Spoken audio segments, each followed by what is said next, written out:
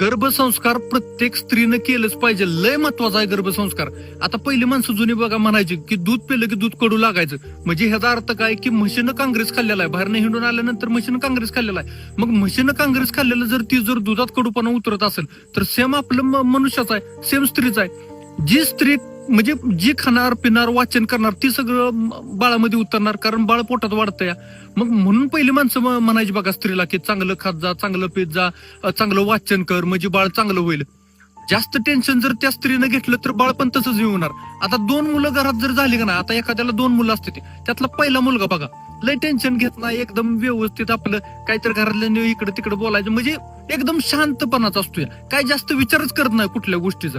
दुसऱ्याला उलट डबरात घालायचं काम करतोय. आणि तोच दुसरा मुलगा बघा डोक्याने एकदम टॅलेंटेड असतोय, घर सांभाळणार असतोय, घरचं सगळं व्यवस्थित करणार असतोय, ती हुशार असते.